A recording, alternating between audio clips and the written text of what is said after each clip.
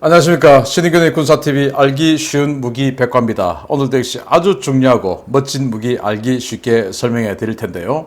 이건 정말 중요합니다. 왜냐? 우리 군도 이렇게 가야 할 방향성이기 때문에 그렇습니다. 자, 적 함대를 때려잡는 강철비, 스틸레인이죠. GMLRS-ER, 대구경 로켓탄. 오늘은 하이마스, 에메랄레스 이런 무기체계가 아니고 크게 들어가는 로켓탄에 대해서 알려드리도록 하겠습니다. 굉장히 중요한 겁니다. 자, 적 함대를 때려잡는 강철의 비인데요. 실제로는 이 적 함대를 때려잡지 않고 원래 이 강철비 스틸레인은 걸프전 때 정말 이 이라크의 공화국 수비대를 공포에 휩싸이게 했습니다. 에메랄레스, 그러니까 멀티플 런처 로켓 시스템, 이 에메랄레스가 M270이라는 제식명을 가지고 있죠. 록히드 마틴에서 만들었는데 이게 걸프전에서 그냥 상공에서 터져가지고 한 방에 644발의 자탄을 쏟아부으면서 200m 곱하기 100m 이 지역을 초토화시켜 버리는 겁니다. 여기에 M77이라고 하는 이중 목적 고폭탄 DPICM 탄이 들어가는데 이 자탄이 수류탄 한 개의 위력보다 약간 더 셉니다. 사람에 대한 인마살상력은 수류탄 한 개보다 세고, 그리고 수류탄은 감히 생각지도 못하는 장갑 차량 파괴력까지 있어요. 10mm의 장갑을 뚫고 들어가는 균질 아변 강판을 뚫고 들어가는 그런 능력이 있기 때문에 전차나 장갑차 상부가 10mm, 즉 10cm 이상 되는 그런 장갑차 잘 없죠. 그러니까 장갑차든 전차든 행렬이 여기 그냥 노출만 되면 한 6발 또는 12발 확 쏴가지고 그냥 다 때려버리니까 100m, 200m 안에 있는 거 다 죽는 겁니다. 그래서 걸프전 때 스틸레인, 강철비라는 그런 별명을 얻었고, 그래서 우리나라도 영화를 그거 만들었죠. 32km 사거리, 그리고 이런 수류탄보다 더 강력한 644발의 자탄, 이걸 쏟아붓는 겁니다. 이야, 전 세계가 환호했죠. 이야, 에메랄레스 정말 대단하구나. 그래서 우리 군도 이 에메랄레스, M270 에메랄레스를 58대 58대를 구매를 했고, 그걸 이제 2개 대대에 1군단과 5군단에 나누어서 배치를 했죠. 그렇게 해서 이제 북한에 대한 억제력을 가졌는데, 그런데 이게 세월이 지나다 보니까 점점 러시아, 중국, 북한 이렇게 계속 이 MLRS보다 훨씬 더 사거리가 길고 위력이 강한 로켓들을 만들어내기 때문에 이게 이제 한물 간 겁니다. 예를 들어서 이 MLRS 처음에 M26 로켓탄 같은 경우에는 에메랄레스 들어갈 로켓탄 이름이 M26이거든요. 그건 이제 사거리가 32km, 그리고 자탄은 644발. 그랬는데 사거리가 너무 짧죠, 이제. 왜? 한국의 K9 자주포 40km 날아가고 하는데 자주포보다 적게 날아가는 로켓탄. 말이 안 되죠? 그래서 이제 개량을 합니다. 그래서 M26A1, M26A2 이렇게 개량을 하는데, 그래서 A2 버전에서는 사거리가 45km, 그리고 사거리가 늘어났으니까 당연히 연료가 많이 들어갔을 거고, 연료가 들어간 만큼 자탄의 숫자가 줄었죠. 그래서 자탄이 644발 들어가던 게 518발, 518발이 들어간 겁니다. 자, 이렇게 해서 위력 518발 괜찮네 라고 하고 있었는데, 러시아의 이 스멜치 같은 경우에는 이 러시아 스멜치에 들어가는 로켓탄이 아주 여러 종류인데, 그 중에서 가장 이제 범용적으로 쓰는 게 이 9M55K5 이 탄인데요. 이거 사거리가 70km, 그리고 646발의 자탄이 들어가는 겁니다. 그리고 중국은 이거보다 더 사거리 길고, 북한은 요새 600mm, 500mm 이런 거 만들어내니까 이게 이제 위력도 어정쩡하고 사거리도 어정쩡하고 이렇게 된 겁니다. 그러던 차에 이제 21세기 들어와서 미국은 급속도로 기동성에 방점을 둔 그런 군대를 만들어 나갔죠. 바로 이제 이 럼스펠드 국방장관이 그런 것들을 추구했는데, 그래서 그때 하이마스라고 하는 미 해병대가 이제 수송기에다가 막 싣고 가가지고 쏘는 그런 에메랄레스의 반짜리를 만든 겁니다. 그래서 이제는 기동화 시대인데 에메랄레스의 반 하이마스 저거 좀 사거리 적당한데, 근데 에메랄레스보다 위력이 탄이 에메랄레스 12발 들어가는데 여기 6발밖에 안 들어가니까 별거 아닌가 하다가 미군은 여기에 주목한 겁니다. 야, 어차피 지금 우리는 기동성에 방점을 두니까 저거 싣고 가서 아주 정밀하게 때려버리자. 그리고 지금 사거리가 우리가 좀 부족한데 사거리 더 길게 하고, 그리고 완전히 정밀하게 때릴 수 있는 그거 만들어봐 해서 즉 유도 기능이 가능한 GMLRS 프로그램을 한 거예요. 그래서 사거리 길고 정밀 유도 가능하고 다용도 탄도 탑재 가능한 신형탄 만들어 와. 이제 이렇게 된 겁니다. 그렇게 해서 이제 이런 탄을 만들게 되었죠. 그러던 중에 2017년도에 미군의 작전 개념이 완전히 바뀌는 보고서가 나옵니다. 바로 이제 다영역 작전이란 건데, 멀티 도메인 배틀. 이 보고서가 2017년 10월에 나왔는데, 여기에 이제 이 하이마스, 즉 로켓탄을 활용한 아주 다양한 작전이 구상되기 시작한 겁니다. 그전에는 해병대가 상륙하고, 그리고 그 상륙해서 교도보 확보하면 육군이 그 교도보를 통해서 들어가고, 그렇게 해서 적진 점령하고, 수도 들어가서 상대 전공 교체해버리고, 이게 이제 미군의 작전이었고, 그거 할 때 공군은 폭격해주고, 그리고 해군은 해상 봉쇄하고, 또 해군도 가서 폭격해주고, 또 해군은 적 함대 경멸하고, 공군은 적 함대 경멸 이런 거 필요 없고, 처음부터 그냥 적 방공망 이런 거 때리고, 그래서 공군은 방공망 때리고, 해군은 함대 경멸하고, 이렇게 다 임무가 나누어져 있었던 거예요. 그런데 2017년 이 보고서가 나온 이후로, 야, 우리의 지금 최대의 적은 중국인데, 우리가 중국 베이징에 들어가서 베이징을 타격하고 이럴 이유가 있나? 그거 없잖아. 그냥 베이징을, 즉 중국을 스스로 무너지게 만들면 되잖아. 그러면은 어떻게 해야 돼? 중국을 고립 봉쇄시켜버리자.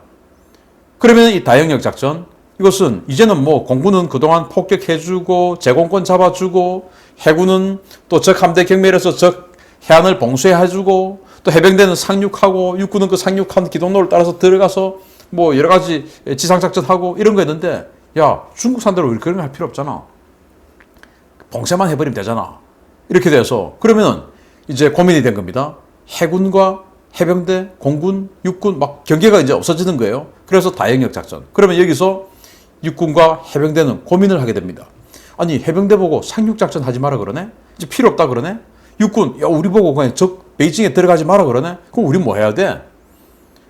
저 중국을 봉쇄하는데 가장 유용한 작전은 바로 중국의 해군 함대를 봉쇄해버리는 거야. 적을 없애버리는 거야. 그리고 중국을 바다를 틀어막아 버리고 하면은 중국은 그대로 그냥 무너지게 돼.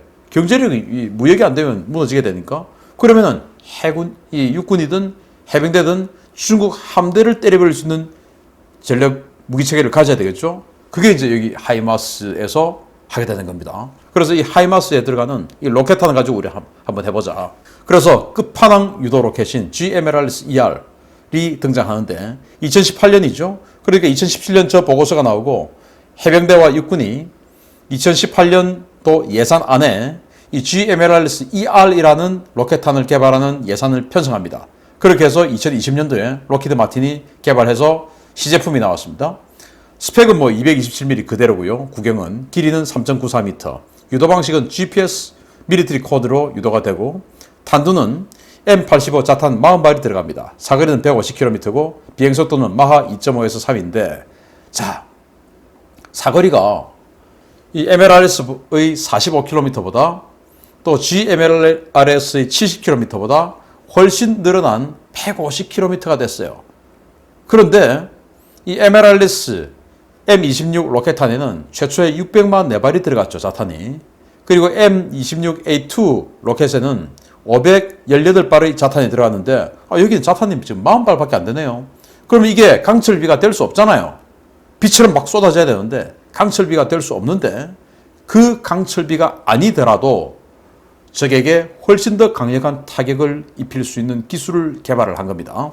그게 바로 AEM이라는 건데, 지역 효과탄이라는 겁니다.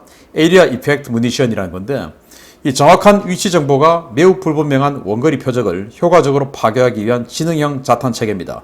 비인도적인 무기라는 비판을 받아온 기존의 집속 탄두 체계의 큰 콜렉터럴 데미지를 최소화하기 위해서 대략적인 목표 상공에서 표적을 식별해 표적에서만 신관이 작동하는 지능형 탄두인데요. 예를 들어서 이스라엘이 가자 지구에다가 로켓을 쏘았습니다. 그럼 확 터집니다. 그래서 그 팔레스타인에서, 아니 이스라엘이 저 나쁜 놈들이 우리 어린이들 막 죽였다. 일반인들, 민간인을 살상했다. 이렇게 나오죠. 그게 콜렉터럴 데미지가 큰 겁니다. 부수 데미지, 즉 사상하지 않아야 될 그런 존재까지 살상을 해버리는 겁니다. 불특정하니까. 그래서 이거 안 된다. 이제는 이 도덕성을 명분을 가지지 못하면 전쟁에 이기고도 전쟁을 결국은 지게 되는 효과를 상실하게 되는 그런 시대가 되었다. 그래서 콜렉터럴 데미지를 극소화하는 이게 중요하다. 그래서 딱 때릴 것만 때리고 파괴할 것만 파괴하고 죽일 것만 죽이고 이런 무기가 필요하다. 그런데 로켓은 워낙 그냥 광범위하게 날아서 광범위하게 그냥 확 퍼지니까 이거 지금 통제가 안 되지 않느냐. 그렇지만 이 로켓의 이 집속탄, 클러스터탄 이거 뭐 비인도적이니 뭐니 해도 너도 나도 너무나 효과적이니까 다 쓰죠. 이 클러스터탄의 매력을 버릴 수가 없죠. 그런데 이 엄청나게 매력적인 클러스터탄을 가지고 콜렉터럴 데미지, 즉 부수 피해를 없게 만들면 얼마나 좋을까 해서 나온 게 바로 AEM 기술인데, 일단 GMLRS니까 목표 지점이 어디 있는가 알고 있죠. 그러면 그 지점까지 유도를 해서 날립니다. 가이디드니까. 그래서 유도를 해서 날려서 그 지역에서 터집니다. 그러면 여기에 40개의 자탄이 들어있는데 그 40개의 자탄이 이제 쫙 퍼지게 되죠. 그런데 이 목표 지점의 그 적군이 모여있냐 흩어져 있냐에 따라서 터지는 각도, 고도, 그리고 탄이 비산하는 각도 이런 것들을 조절할 수가 있어요. 그래서 이제 예를 들어서 자, 적 장갑차, 적 차량, 적 전차 이런 것들만 때리자. 또는 이번에는 적의 보병부대가 대규모로 기동하고 있다. 그러면은 사람이 많이 모여 있는 것을 때리자. 왜? 지금 전쟁하고 있는데 민간인들 다 집에 들어갈 수 없을 테니까 지금 A 지역에 적의 보병대대가 하나 움직이고 있어. 이 보병대대를 전멸시키자. 그러면 사람이 많은 곳 이제 이렇게 세팅을 하는 겁니다. 그래서 딱 맞았을 때, 탄이 딱 맞았을 때 이거는 뭐 예를 들어 전차를 때려라, 장갑 차량을 때려라 라는 게 입력이 되어 있으면 딱 부딪혔을 때 쇠덩이다 라고 인식이 되면 터지는 겁니다. 그런데 딱 부딪혔는데 이게 땅바닥이야. 쇠덩이가 아니고 또는 뭐 콘크리트야. 또는 사람이야.